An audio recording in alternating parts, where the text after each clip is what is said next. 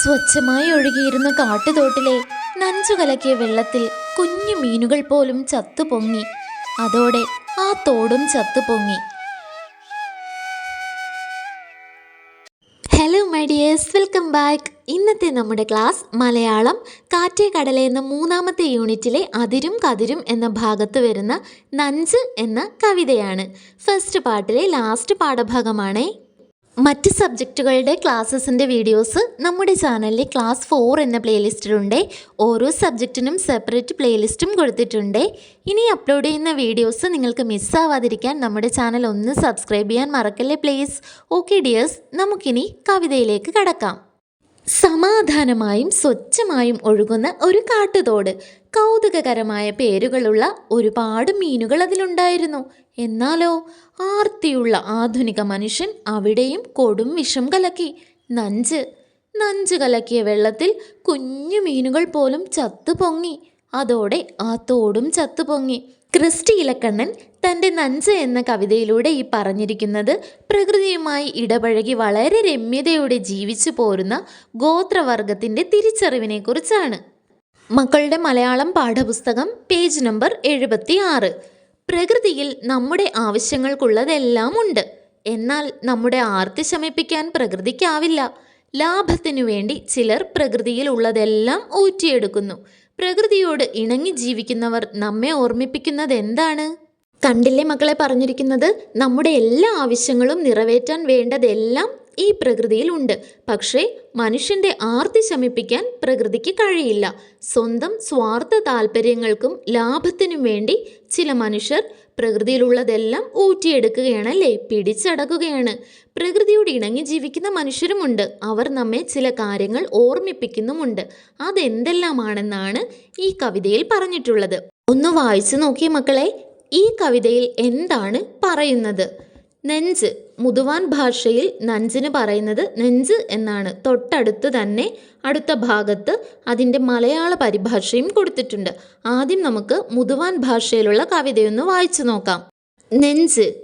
തോട്ടില് നെഞ്ച് കലക്കിയാര്, ആദ്യം കെല്ലാമുട്ടി ചത്ത് പൊങ്ങീത്, പിന്നാരാൻ വെട്ടുവാൻ പള്ളത്ത്, വാള മൂശി കോല മുതുക്കില മുള്ളിയൊക്കെ ചത്തു പൊങ്ങീത്, ഒക്കെ കെയിഞ്ഞിപ്പിന തോടും ചത്തു പൊങ്ങീത്, മീനില്ലാണ്ട് തോട് മാത്രമേണ.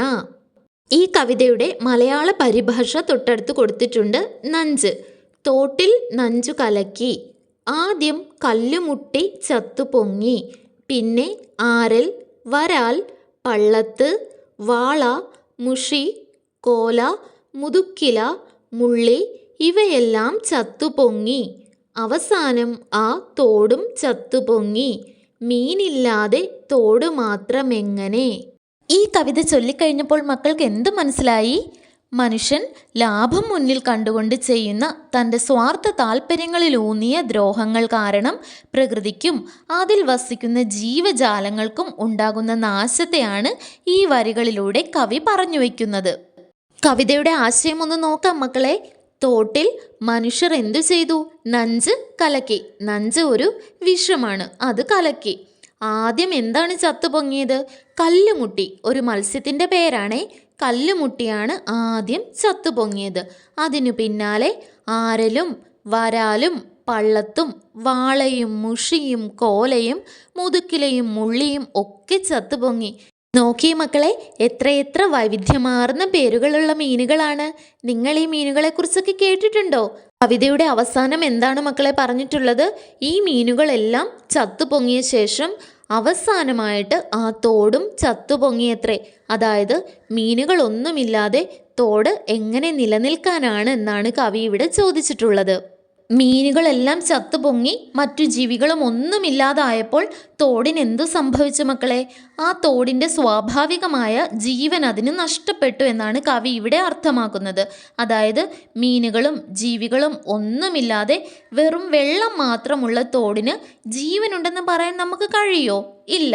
അത് ജലാശയം എന്ന നിലയിൽ അതിൻ്റെ പ്രാധാന്യം അങ്ങ് നഷ്ടപ്പെട്ട് നിർജീവമായി പോയി, ചത്തുപോയി എന്നാണ് പറഞ്ഞിട്ടുള്ളത്. ഇനി നമുക്കേ ഈ കവിത എഴുതിയ ക്രിസ്റ്റി ഇലക്കണ്ണൻ അദ്ദേഹത്തെക്കുറിച്ചുള്ള കുറച്ച് വിവരങ്ങൾ നോക്കാം. ഇടുക്കി ജില്ലയിലെ കുറത്തിക്കുടിയിലാണ് അദ്ദേഹം ജനിച്ചത്. മുതുവാൻ ഗോത്രഭാഷയിൽ കവിതകൾ എഴുതുന്നുണ്ട്. ഇപ്പോൾ അദ്ദേഹം BEd വിദ്യാർത്ഥിയാണ്. ഓക്കെ ഡിയേഴ്സ്, ഇനി നമുക്ക് പാഠഭാഗത്തിൻ്റെ ഏറ്റവും അവസാനം തന്നിട്ടുള്ള 4 ചോദ്യങ്ങൾക്കുള്ള ഉത്തരങ്ങൾ എഴുതാം. ഒന്നാമത്തെ ചോദ്യം, തോട്ടിൽ വിഷം കലക്കിയപ്പോൾ എന്തെല്ലാമാണ് ചത്തുപൊങ്ങിയത്? തോട്ടിൽ വിഷം കലക്കിയപ്പോൾ കല്ലുമുട്ടി, ആരൽ, വരാൽ, പള്ളത്ത്, വാള, മുഷി, കോല, മുതുക്കില, മുള്ളി തുടങ്ങിയ മീനുകളാണ് ചത്തുപൊങ്ങിയത്. രണ്ടാമത്തെ ചോദ്യം, അവസാനം ആ തോടും ചത്തുപൊങ്ങി. തോടെങ്ങനെ ചത്തുപൊങ്ങും? ഇതിൻ്റെ ഉത്തരം നമുക്ക് എങ്ങനെ എഴുതാം മക്കളെ? മീനുകളും മറ്റ് ജീവികളും ഇല്ലാത്തതിനാൽ തോടിന് അതിൻ്റെ സ്വാഭാവികമായ ജീവൻ നഷ്ടപ്പെട്ടു എന്നാണ് കവി ഇവിടെ ഉദ്ദേശിക്കുന്നത്. അതായത് മീനുകളോ മറ്റു ജീവികളോ ഇല്ലാതെ വെറും വെള്ളം മാത്രമുള്ള തോടിന് ജീവനുണ്ടെന്ന് പറയാൻ കഴിയില്ലല്ലോ. അത് ജലാശയം എന്ന നിലയിൽ അതിൻ്റെ പ്രാധാന്യം നഷ്ടപ്പെടുകയും നിർജീവമാകുകയും ചെയ്തു എന്നാണ് ഈ വരി കൊണ്ട് ഉദ്ദേശിക്കുന്നത്. മൂന്നാമത്തെ ചോദ്യം, തോട്ടിൽ നഞ്ച് കലർത്തുന്നവരോട് മാത്രമല്ല ഭൂമിയെ നശിപ്പിക്കുന്നവരോടെല്ലാം ചിലത് പറയാനില്ലേ? എന്തെല്ലാമാണവ? ഭൂമി നമ്മുടെയെല്ലാം ഒരു പൊതു സ്വത്താണ്. ഏതെങ്കിലും ഒരു വ്യക്തിയുടെയോ ഒരു തലമുറയുടെയോ ഒന്നും സ്വന്തമല്ല. വരും തലമുറകൾക്ക് കൂടി അവകാശപ്പെട്ടതാണ് ഈ ഭൂമി. നമ്മുടെ ലാഭത്തിനു വേണ്ടി നമ്മൾ നശിപ്പിക്കുന്നത് അവരുടെ ഭാവിയാണ്. നിങ്ങൾ വലിച്ചെറിയുന്ന ഓരോ പ്ലാസ്റ്റിക് കവറും, വെട്ടിവീഴ്ത്തുന്ന ഓരോ മരവും, വിഷം കലർത്തുന്ന ഓരോ ജലാശയവും പ്രകൃതിയെ മാത്രമല്ല മനുഷ്യൻ്റെ നിലനിൽപ്പിനെ കൂടി അപകടത്തിലാക്കുകയാണ്. പരിസ്ഥിതിയുടെ സന്തുലിതാവസ്ഥ തകരുമ്പോൾ കാലാവസ്ഥാ വ്യതിയാനങ്ങളും പ്രകൃതി ദുരന്തങ്ങളും ഉണ്ടാകുന്നത് തികച്ചും സ്വാഭാവികം. പ്രകൃതിയെ സംരക്ഷിക്കുന്നത് കേവലം നിയമങ്ങളിലൂടെ മാത്രം സാധ്യമല്ല, മറിച്ച് ഓരോ വ്യക്തിയുടെയും മനസ്സിൽ പ്രകൃതിയോടുള്ള സ്നേഹവും ബഹുമാനവും ഉണ്ടാകുമ്പോൾ മാത്രമേ പ്രകൃതി സംരക്ഷണം എന്നത് പൂർണ്ണമാവുകയുള്ളൂ. നമുക്കൊരുമിച്ച് ഈ ഭൂമിയെ അടുത്ത തലമുറയ്ക്ക് കൈമാറണ്ടേ? അതിന് ഭൂമിയുടെ സൗന്ദര്യവും സമ്പത്തും നിലനിർത്തുക തന്നെ വേണം. നാലാമത്തെ ചോദ്യം, കവിതയും അതിനുശേഷമുള്ള ചിത്രവും തമ്മിൽ എന്തു ബന്ധമാണുള്ളത്? തോട്ടിൽ നഞ്ച് കലക്കുമ്പോൾ പ്രകൃതിക്കും അതിൽ വസിക്കുന്ന ജീവജാലങ്ങൾക്കും വരുത്തുന്ന നാശത്തെയാണ് കവിതയിൽ പറയുന്നത്. ചിത്രം നോക്കൂ. ജനങ്ങൾക്കിടയിലേക്ക് ബോംബ് വർഷിക്കുന്ന ഹെലികോപ്റ്ററുകളും യുദ്ധവിമാനങ്ങളും ചിത്രത്തിൽ കാണാം. ആളുകൾ പ്രാണരക്ഷാർത്ഥം ഓടുന്നു. കെട്ടിടങ്ങൾ തകർന്നു വീഴുകയും അന്തരീക്ഷം പുകമയമാവുകയും മലിനമാവുകയും ചെയ്തിട്ടുണ്ട്. ഇതും പ്രകൃതിയോടുള്ള ക്രൂരതയാണ്. മനുഷ്യനെയും പ്രകൃതിയെയും ഒരേ സമയം ഒരേപോലെ നശിപ്പിക്കുന്ന ഒരു വിപത്താണ് യുദ്ധമെന്നത്. അങ്ങനെ നോക്കുമ്പോൾ നഞ്ച് എന്ന കവിതയും അതിനുശേഷം ഇവിടെ തന്നിട്ടുള്ള ഈ ചിത്രവും ഒരേ ആശയം തന്നെയാണ് കൈമാറുന്നത്. പ്രകൃതിയോടും അതിൽ വസിക്കുന്ന ജീവജാലങ്ങളോടും കാണിക്കുന്ന ക്രൂരത. ഓക്കെ മൈ ഡിയേഴ്സ്, വളരെ ചെറിയൊരു കവിതയായിരുന്നു അല്ലേ? പക്ഷേ പകർന്നു തരുന്ന ആശയവും ആദർശവും അത്രമേൽ വലുതാണ്. ഈ കവിതയിൽ നിന്ന് മക്കൾക്ക് എന്താണ് മനസ്സിലായത്? നമ്മുടെ എല്ലാം മനസ്സിൽ പ്രകൃതിയോടുള്ള സ്നേഹവും ബഹുമാനവും എപ്പോഴും എല്ലാ പ്രവൃത്തികളിലും വേണം കേട്ടോ. എങ്കിൽ മാത്രമേ ഈ ഭൂമിയെ സുരക്ഷിതമായും സുന്ദരമായും വരും തലമുറകൾക്ക് കൈമാറാൻ നമുക്ക് സാധിക്കൂ. ഇനി നമുക്ക് അടുത്ത ക്ലാസ്സിൽ കാണാമേ. Thanks for watching.